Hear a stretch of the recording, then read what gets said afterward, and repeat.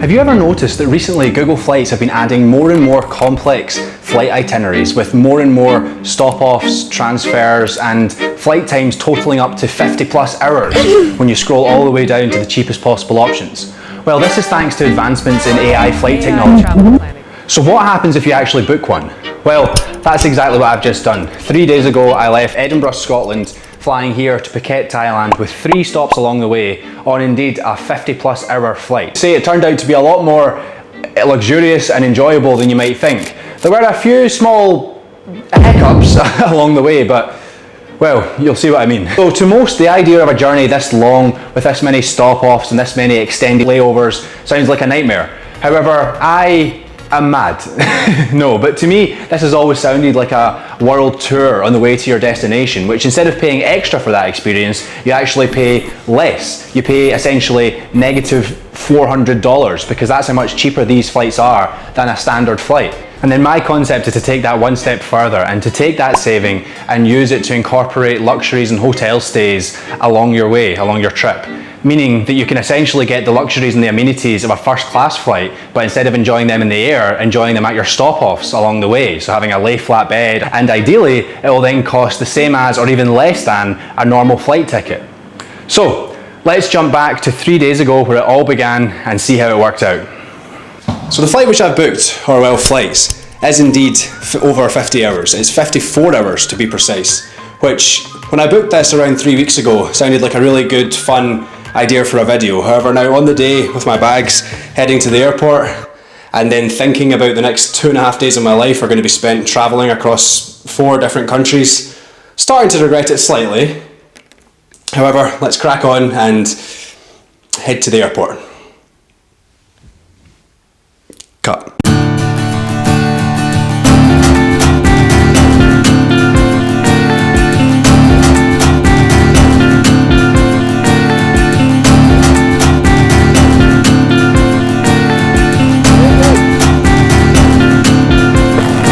Right, so we are now at the airport, walking over to check-in.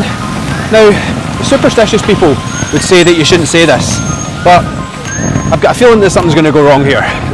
For instance, for the Shanghai leg of this trip, I've got no visa. I don't quite know how you get a 24-hour visa for Shanghai. I'm also not quite sure if I can check my bags all the way through. So there's a lot that could go wrong, but let's try and stay optimistic. And now I'm going to head to the Ryanair check-in, which is easier said than done.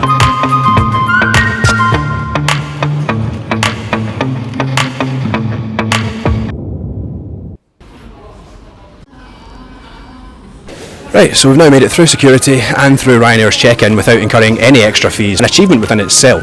So in line with keeping costs low, I'm going to let you guys in on a little travel hack. Certain credit card companies will entice you to take their credit card by giving you free access to airport lounges, and they're all actually owned by credit card companies or airlines and then rented out to either airlines or credit card companies, vice versa. It's quite a unique industry, but anyway, we'll get in there. Right, so I have made it to the fancy lounge and it is very fancy, so I'll need to use my indoor voice for this. Let's get down to the POA, the plan of action. So if you ever are crazy enough to book one of these 50-hour plus flights, you'll realise that they're not actually booked through Google Flights or any individual airline because it's a combination of multiple different airlines. So therefore it has to be booked through one of these companies which organises itinerary flights. So the one that I've chosen to use is Kiwi. Now, this message isn't sponsored. I did reach out, but yeah. However, they are a very good travel booking platform. So Kiwi, what they do is they'll book flights from multiple different airlines and they'll use their AI search function to find literally the cheapest possible flight if you're willing to move across airports within cities and have very, very long layovers. That's the plan, and I'll see you on the flight.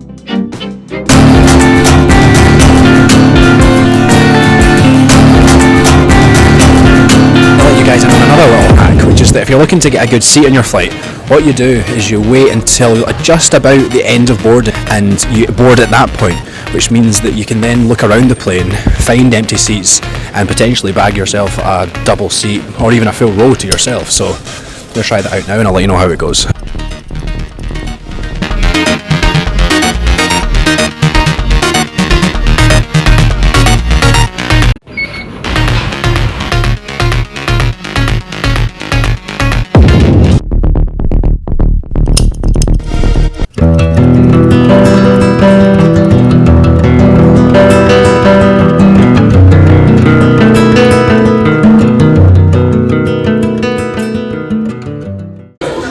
that.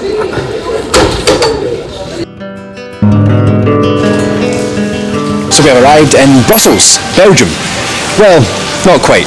Ryanair has a funny habit of sending you to our airport vaguely close to the city which you're actually intending on going to. So I've been sent to Chernoli Airport, which I'm probably butchering the way that spell is up here. Charleroi. But it's close enough. So that flight was very short. That was only an hour and 20 minutes. And now my next flight isn't until tomorrow at 12:30. So I'm going to head to a hotel for the night, sleep there, and then head to the next airport tomorrow. And one of my friends was actually looking over this journey that I'm doing with me, and we realised that it's actually 24 hours of total flight time. So if we look on the map, I've only covered a very small part of that on this first day of travel, which is 1 hour down to the side a wee bit. But it's all part of the process. And I'd be adding up all the total costs of the whole trip at the end, but so far we've spent nothing in between flights, just the cost of that first flight, which was around £60.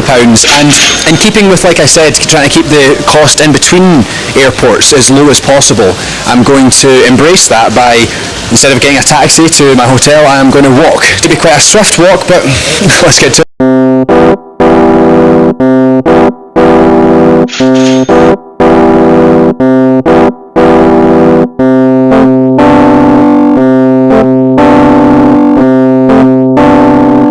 Okay, we've got a considerable update. I've just found this bolt scooter here on the side of the road, and for a fairly wacky idea that I may be able to take that for the rest of my journey, dragging my bag behind it. So let's see if this works.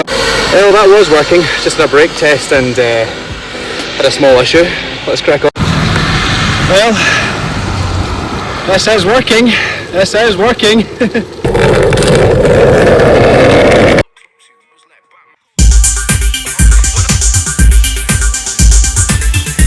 So I'm now in a bath. So the reason for that is, as I mentioned, the plan here in this sort of whole thought experiment of a trip is to build in a bit of luxury along each stage of the journey. And I'd initially planned to have a full spa hotel booked for this stop off. However, on reflection I realised that paying almost half the price of the full flight ticket was not quite worth it. Yeah, for now I'm just going to enjoy my tea, enjoy this bath, and then get to bed shortly. So good morning. So it's time for the POA, the plan of action. So today we need to get to Brussels airport and then get on the flight to Shanghai. That's the top level of what we need to do. I've just been having a look at the directions to Brussels airport and it's bad. It's looking like it's going to be about 2.5 hours of buses, and I've taken myself actually further away going to this hotel. And for now, let's hit the road, go get the bus, and I will see you guys hopefully at the airport. Cut.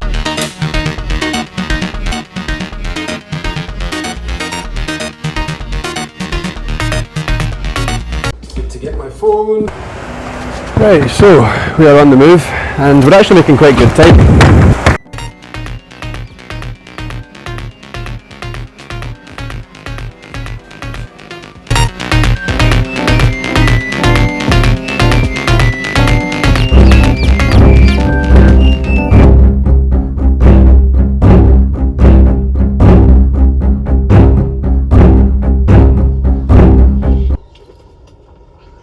So, update, I have got on the wrong train.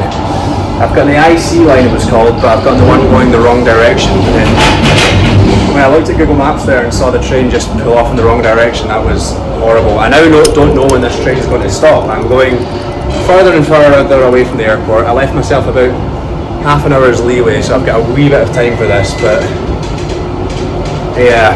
Everyone's sitting down comfortably, looking like this is going to be a long one, so I hope there's a stop soon, I really do. Train's still not stopping. Still not stopping. Right, situation update, POA. That train just started driving in the wrong direction. Finally it slowed down, I'm now here. Don't know where, a good distance away from where I need to be to get to the airport, so the next train back to the terminal in 30 minutes, and I've left myself a bit less than 30 minutes leeway, so I've kind of got no leeway now. It's looking like that'll actually get me there with an hour and a half before my flight takes off, which is going to be tight.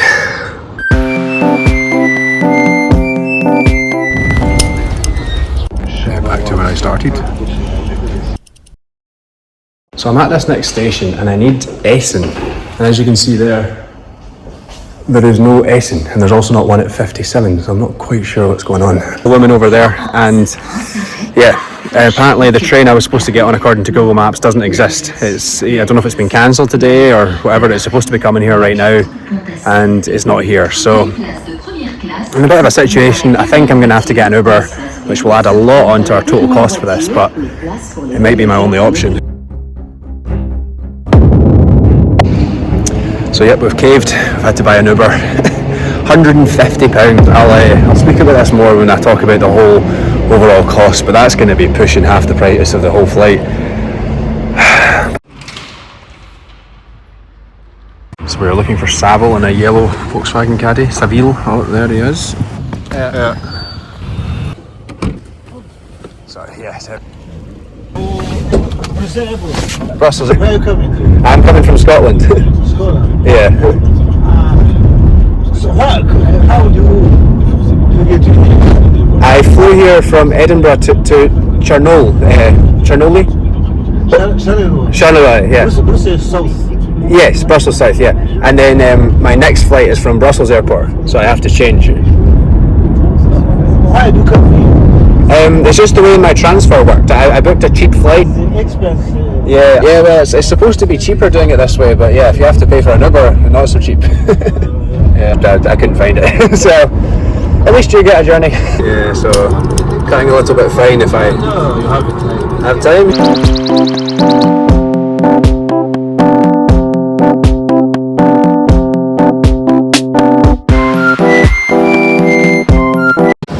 Okay, so we're now at the airport and I'm looking for Yuan Yao. I'm genuinely trying to pronounce that right. Airlines. Okay, decided it's time to utilise my glasses.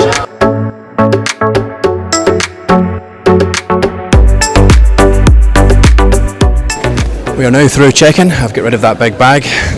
For the moment, I am absolutely starving. So for my breakfast, and in keeping with the low-cost plan, despite the Uber I just had to pay for, I'm going to utilise that hack I told you guys about, which is getting a free access to a lounge through my credit card. So we'll go and do that now, making my breakfast total cost of £0, and let's get on this flight.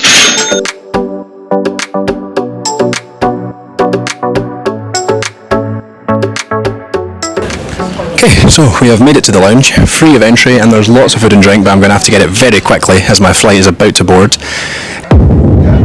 So I've been doing some research. I'll put my screen up here. So it turns out that visa waiver for Shanghai is actually true. It's a 240-hour visa-free transit program, and so it allows up to 10 days as long as it's in transit to another third country, it says. So you have to not be coming from your home country, you have to be coming from another country, stopping in Shanghai and then going to a third country, which just so happens to be exactly what I'm doing, and I thought this was a very unusual thing to do. So if you're ever looking to visit Shanghai,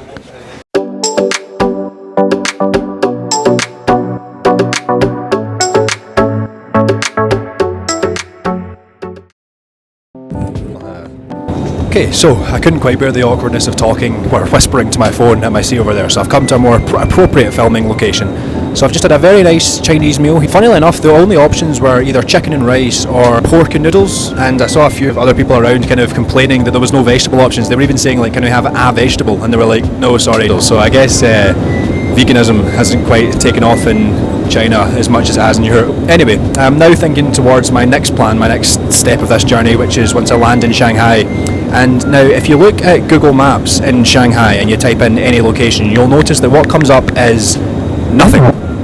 Literally nothing. Google Maps doesn't seem to have a presence in mainland China, so I found a backup. It seems to be called A-Maps or A-Map. I'll put that here, so that's what I'm going to be using. I've also realised that even if this visa thing all goes to plan, I won't actually have any phone service. I don't imagine my EE provider from back in the UK would work over here, so I'm going to have to work that out. Sorry. No, sorry, on you go. Sorry. Sorry. I was about to complain about the size of this seats here. It's very, very cramped in this plane, but I then checked back on the price, and so the total cost for this flight was £100 and 67 pence, and that includes drinks and food throughout the flight. Really, when it's I think it's a 10-hour flight from Brussels, edge of Europe, to Shanghai for £100 with food and drinks included. That is incredibly cheap. I can see why Kiwi have sent me this way. So.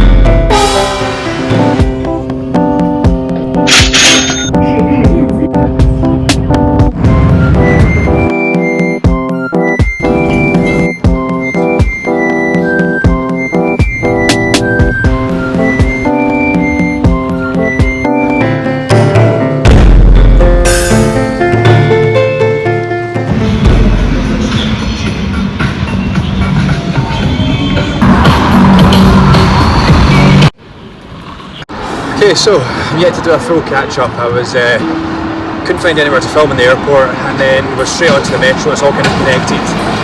On that metro, I was starting to really regret the decision to do this journey. I was half asleep, just craving a lay down bed, looking at my sort of time scales and realising that I won't be in Phuket for over a day. But trying to just focus on the now.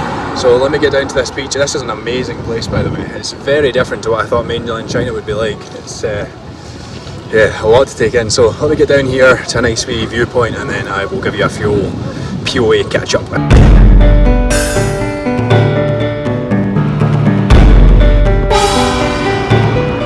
Okay, I need to jump in here. I've just went from absolutely dreading the rest of my journey and regretting it to loving it, worth every second, because look at this view.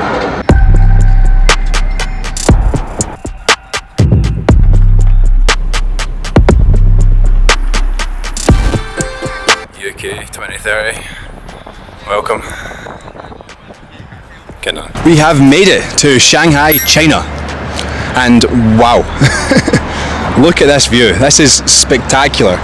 Like I was saying in my wee clip there, I was feeling very deflated, very craving a bed, regretting this whole journey as I was on the tube here, but looking at this view and just experiencing all of this is well worth it, 100%. Like it's such an incredible place. And there's, I don't know if you can see in the background, but there's currently about 30 tugs going out to imagine shipping out goods across the world, and there's a lot more mopeds here than you'd expect. I did not expect there to be as many mopeds here as you see almost in Thailand. It was that was a big surprise. There's sort of moped lanes all throughout the city. So on the note of making this journey what I intended it to be, in the last city, Brussels, we didn't get much sort of exploring, travelling the world in. It was mainly just kind of rushing through and missing trains, as you saw. So now we're going to try and come back to the sort of point of this experiment, this flight, which is to explore the world and sort of get some luxurious activities along the way. So on that note, I'm about to head to the peninsula Shanghai, which is one of the most renowned hotel groups in China and possibly the world. For instance, their London location is £1,400 per night. So getting here, arriving at the airport was all actually very easy. The arrival card thing, the visa waiver was all very simple. You just basically have to fill in a form which they gave you on the plane, and then they interrogate you a wee bit, and that's it. You're then free to roam out in mainland China and get to this luxurious spa and relax. So I will see you guys in there. Right, I've just had to put away the main camera because there is about 3 security guards in front of this building, and there's a lot of fancy cars in front. I'm walking up the main entrance feeling like I have absolutely no business being here. Let's see if we can get in. This place is stunning. This is another hack that I've spoke about before, where these hotels that have got lovely lounges and pools and stuff, a lot of the time if you just walk in with confidence, they'll just let you in. I just walked right through the front door past all the security, and all I got was a morning. Morning, mate.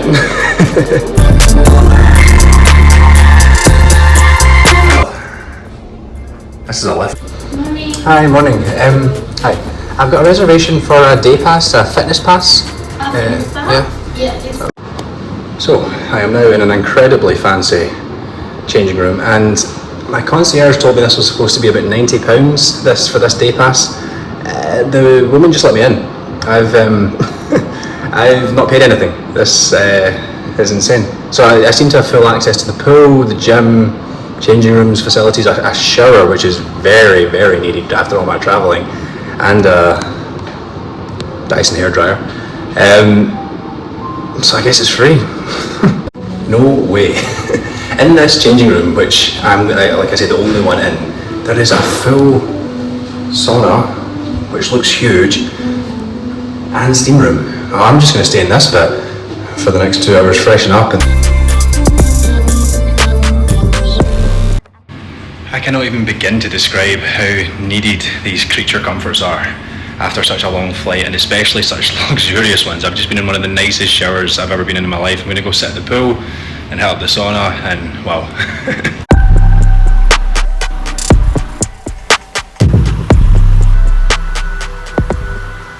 So, still can't quite believe that I've pulled this off. I'm now in a lovely sauna, one of the nicest I've been in, and again, one of the nicest hotels in the world, and we've managed to get in for free.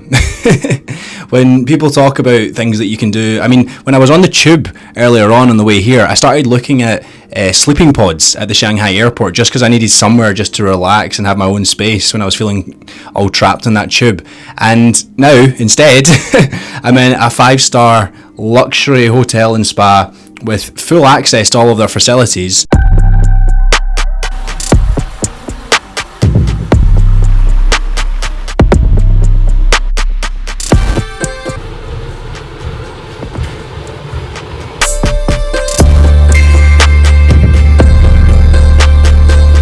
Okay, so after all that ranting and raving about getting a free entry to that spa, they charged me on the way out, so it wasn't free. But hey ho, we'll add it on to the total cost and we'll talk at the end of the video. Right, well, I feel like a new man after that. I spent that's a total of about 10 hours, sorry my hair's going crazy, that's a total of about 10 hours in the spa. There's a very nice car. So yeah, just spent that time going between the sauna, steam room, pool, gym. And yeah, like I say, after all that ranting and raving about getting in for free, they did charge me on the way out, so we'll add that onto the bill at the end. So yeah, just on that spa, that was just a next level of luxury. There was, I noticed when I first came in, there was lots of kind of towels and just like aftershaves and things everywhere. And as I was picking them up and trying them, I would turn my back and look back, and they were there again. So I noticed there's actually around about 5 guys just hanging around the changing rooms and inside the actual spa, just being there to put things back, tidy things up and give you things. Like, the way I actually found that out was when I was in the steam room, they couldn't see me because it was all steamed up, and I noticed one of the guys run out and fix, like readjust the sort of towel on the floor that I'd kicked up a wee bit as I was walking past. I guess that's kind of how they do luxury over here in mainland China, so very interesting to see, well worth the experience. So now time to head back to the airport and check in for the next flight.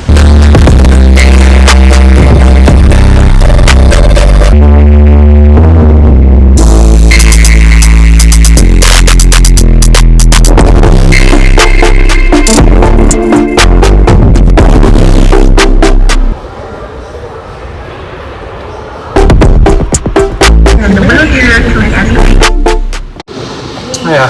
Hey. I'd like to check in with our Dragon Pass. Yeah. So, we're sat down in a lounge, a quiet space, we're on the big camera, so you guys already know what that means. It's time for today's POA.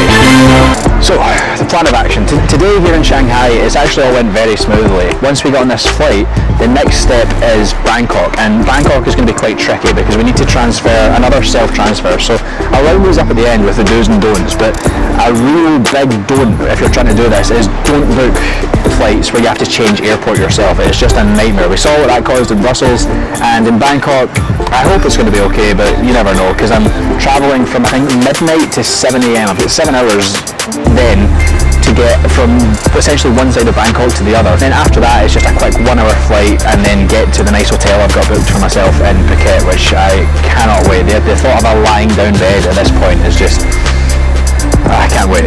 So I will finish up my meals here and then I will see you guys probably on this next flight.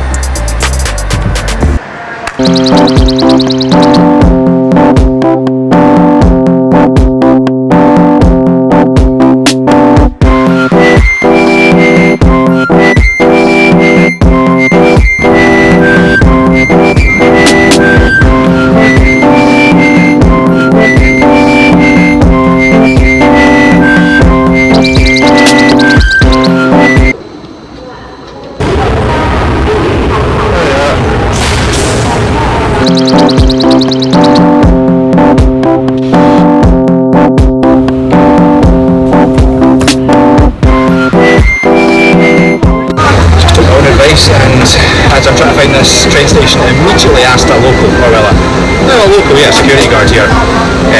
Highly recommend that. There's no point wasting half an hour thinking you know where you're going when you don't. So, that word of wisdom and advice. Again, I'm running on limited hours sleep and I don't know what's going on. You alright, pal? You're looking a wee bit down. Watch out for that wall, bro. It's been a long day. Right, so we have made it to Bangkok, Thailand, the home of Pad Thai. We are now within arm's reach of our final destination. Well, not quite. So that flight cost a total of £100.62, which suspiciously is exactly what the previous flight cost, and therefore means it's much worse value because it was about a third of the distance. Anyway, so it's currently around 2 a.m. local time. It's about 3 a.m. in China where I came from, and my clock is still set to UK time, which is saying that it's about 7:30 p.m. So the conclusion of that is I don't know what's going on. So for now, a quick brief POA. We need to get to the other Bangkok airport, and as I said, if you are planning on doing this, I would highly recommend not having a booking where you switch airports, but nevertheless we are where we are. So head there now and I'll see you guys hopefully in Phuket. Seems to say the train's down there, but that's looking suspiciously closed. Just stand. Do you know if the trains will open again? Yeah, okay. Thank you. So, just spoke to this guy here, and apparently the trains are off, which is wonderful.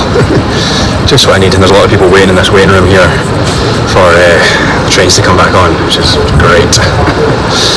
Oh, dearie me. So, yep, literally all are cancelled. There's something going on. But, all the trains are cancelled.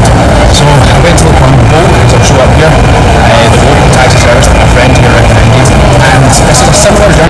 Sorry, the driver just called me. So, yeah, like I was saying, compared to Brussels' price of Belgium's price of £150 for the same sort of journey, I just did the translation, the currency conversion for this journey, and it comes out to £8.50. Unbelievable, for about an hour and a half taxi ride. Incredible. So, about to do that now, out here at the parking bay, just in my photo where I am, so see you guys hopefully at Bangkok Airport.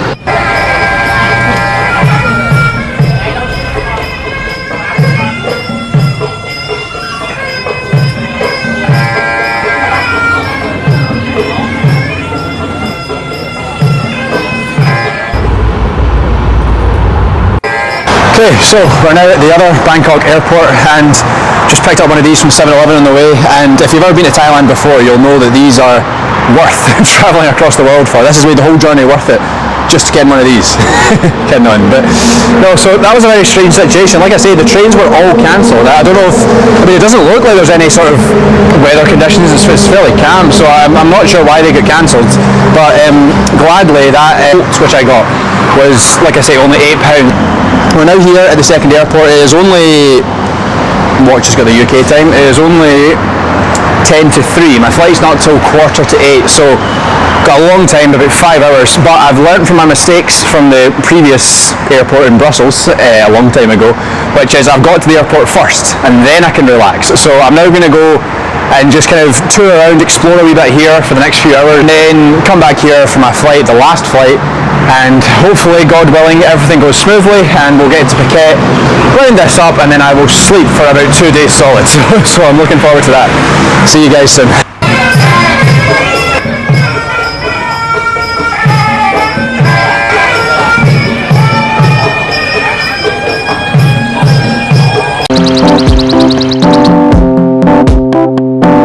Yeah, just check in. Dun, dun, dun, dun, dun, dun, dun, dun, dun, dun.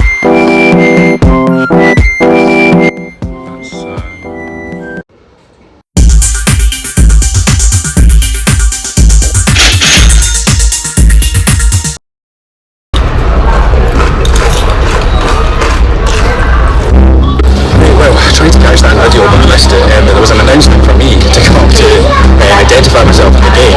It turns out there was some sort of battery pack in my bag that we're not allowed to take, so I need to go all the way back to check-in to take it out.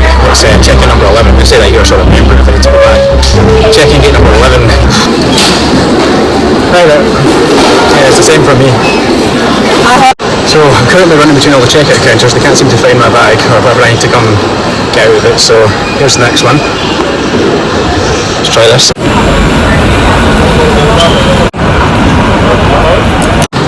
So they've just said my bag's clear. It's been cleared without me having to do anything. So all that was for nothing. If you look at the timer here, it's now about quarter past. My flight takes off at 1:45, so I need to run back through security, try and get through this lane. I got a special pass thing in my passport. I mean, I can hopefully get through the side gate of security. This is crazy. Talk about a challenge, man. So they're making me go back through the day. A little bit out of breath, had to run here. I mean, I assume they won't take off without me, considering they sent me back here, but sheesh. Right, well, I made it back to the gate. That was absolutely mental and completely pointless. That's your final call. Here we go.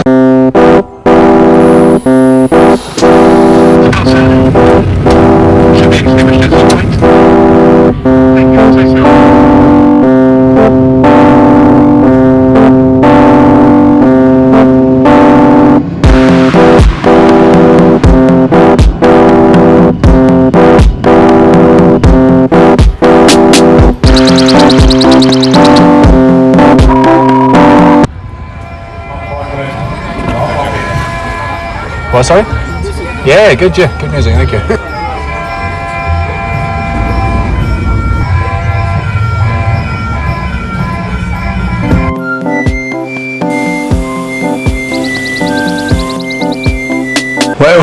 Wow, we've made it. Phuket, Thailand, the final destination, and what a place to finish off as well. I'm not including this hotel in the price because this is the hotel I booked to just relax, refresh, recover, probably sleep for about 2 days straight after all of that, and also to edit the video from in order to get this up and posted for you guys. However, this was a very reasonable hotel, so this was around £130 for 4 days, 3 nights, and I mean, look at the facilities. I kind of sniped on booking.com right at the last minute and booked this. So yeah, that just shows the sort of prices and value you can get over here in Thailand. So anyway, speaking of cost, let's total up everything from this challenge, work it all out, crunch the numbers and see was it worth it, was it not, what I'd change, what I wouldn't change. So, the maths. Flight number 1, as we know, so you guys will know roughly these numbers. I've just told them up here now in my time, but you guys will have seen it on the counter as we've went along. But flight number 1 was £31.19, the baggage was £36.39, which surprisingly that's more actually, the baggage than the flight. The Bolt scooter, you remember back in Brussels, which I used to get part of the way to the hotel, that was €3.19, which is 2.78 British pounds. The hotel was 86.46. The trains they seemed to be free until, well, you know what happened after that. So at this point, we were at a total of a very modest, respectable 156.82 pence until the Uber.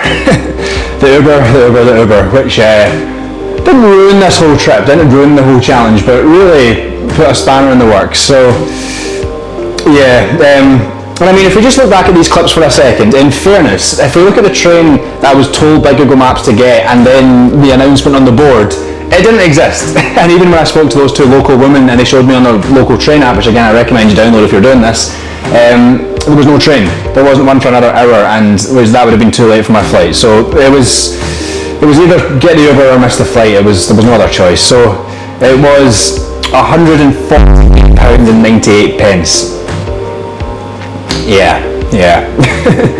And that takes us up to a total of £305.80. Very, very annoying, that Uber, but what can you do? The second flight was £100.67. Baggage was free, which is brilliant, class. Takes us to £406.47. The tubes seem to be 74 pence each way, and the second one actually declined. So add 74 pence, that's 407.21. And then the spa, which I was initially jumping around excited like a wee lad, thinking it was free, turned out to be £108.30 after all the taxis and the surcharges. We did get some very, very high quality flip-flops, which I'll be wearing around this hotel whilst I'm here, but still, I mean, I would say I still stand by the fact that that was a game changer in terms of freshening me up. Like, not only did I get the sauna, steam room, pool and all of that, I also got a little nap beside the pool and actually in the changing room as well.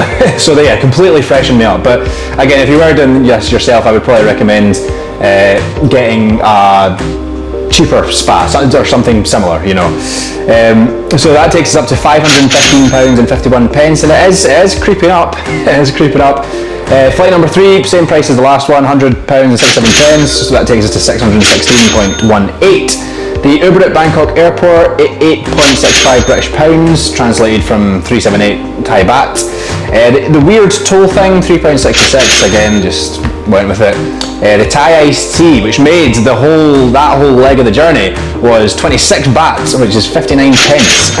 The charger, in order to back up some of the files, which we didn't end up actually needing to do, the camera is still alive, as I'm sure you can tell by the way I'm filming this. It was £3.64. Final flight, £24.94. Baggage on that flight, £15.43. And last but not least, the bolt from the airport to my hotel, 460.33 baht, which is £10.53, giving us a grand total of £683.62.